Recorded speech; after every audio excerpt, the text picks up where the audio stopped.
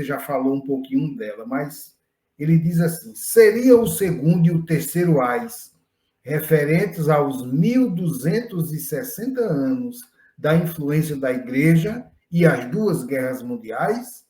E as guerras atuais fariam também parte desses terceiro ais?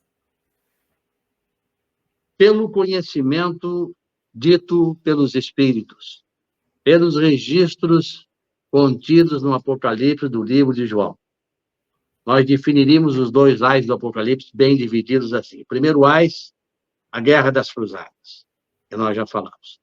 O segundo ais, a Inquisição, que vai, naturalmente, até 1870. Veja, que Kardec lança o Livro dos Espíritos em 1857. Então, quando Kardec lançava o Livro dos Espíritos, ainda os 1260 anos, X mais 2X mais meio X, que corresponde a 1260 anos, ainda continuava vigorando, em que o institucionalismo religioso vigorou e usou o seu poder. A partir daí, ele começou a quedar.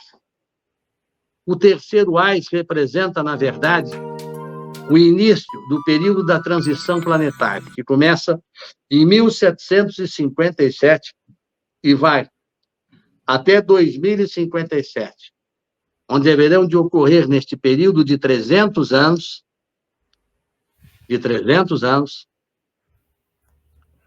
tudo aquilo de ocorrência necessária para o findar do segundo ciclo do mundo de provas e expiações e a iniciação do ciclo do mundo de regeneração.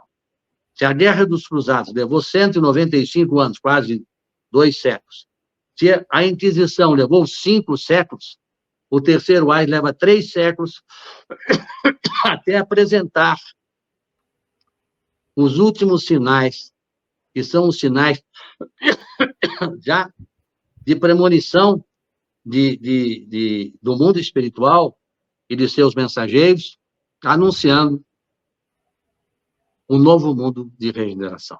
Então, está bem dividido os ciclos, e nesses ciclos há muitas variâncias, há muitas ocorrências, há muitas dores, porque, na verdade, nós estamos vivendo um momento em que se separa o joio do trigo. Nós estamos num momento em que o joio está misturado ao trigo. Nós estamos num momento na Terra em que os maus imperam, porque os maus estão no meio dos bons. Os maus estão camuflados. Os maus ocupam posições políticas importantes. Os maus ocupam posição nos governos importantes. O mal está na sociedade misturado ao bem. E enquanto existir isto, não será possível a purificação. Por isto que necessário se faz que se separe o joio do trigo, para que finalmente o trigo possa ser colhido. Vivemos, portanto, significativo momento. Vivemos esplendoroso momento onde nós, humanidade terrestre, estamos sentindo os últimos suspiros do verter da 7ª taça, que é, sinceramente e simbolicamente,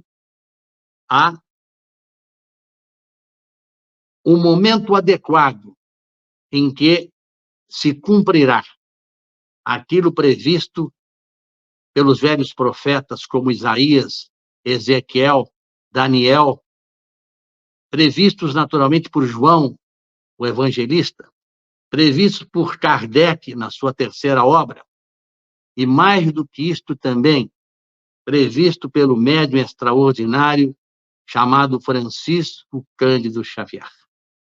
Ele não só disse aos seus companheiros, como a diversos registros do nosso querido Chico Xavier, ele como um capelino dos velhos tempos, ele como um ser a quem Jesus confia, junto a outros espíritos dedicados, que em nome do Cristo também trabalham, ele disse e deixou claro que seriam momentos inacreditáveis, seriam momentos que a humanidade já incrédula, que quando se apresentam coisas simples.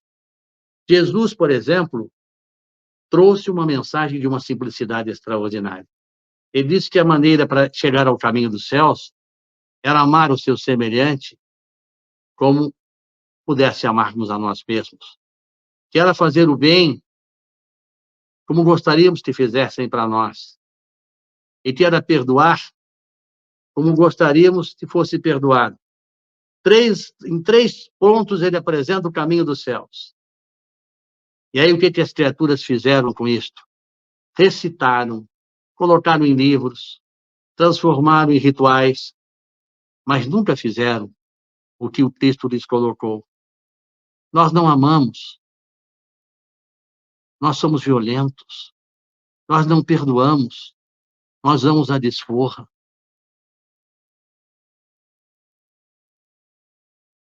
Nós não nos preocupamos com o futuro dos nossos espíritos, porque nós vivemos numa ilusão fantástica, inacreditável e inconcebível. A criatura humana sabe que a morte vem, mas não quer falar sobre a morte e diz que não aceita a morte. Isto é de uma infantilidade extraordinária. Porque como não aceitar algo que quer queira ou quer não queira virá? Então, a grande pergunta, a necessária pergunta que se faz é que nós tivemos todas as oportunidades, e Emmanuel é muito claro na sua mensagem, como o Fabiano de Cristo também o foi, ao dizer que um institucionalismo religioso é responsável perante o mundo espiritual pelo atraso da humanidade e terá que responder severamente nos tribunais das consciências por isso que fez. Ela retirou da simplicidade da mensagem do Cristo para transformar uma religião dogmática e incompreensível, onde fala de coisas que poderiam ser simplificadas, colocadas como dogmas que não devem nem sequer podem serem perguntadas. Ela tentou impedir da criatura humana o direito de raciocinar, o direito de perquirir e o direito de aceitar ou não. Porque, como seres imortais, nós temos o direito à vida, seja em que circunstância for. Se no início da existência, dentro de um ventre, onde for, existir vida, nós temos o direito, ai de quem tirar este direito. Mas nós temos o direito de pensar, de refletir, de discernir e de decidir. Quando nós conseguimos fazer isso, nós podemos dizer que nós usamos o livre-arbítrio.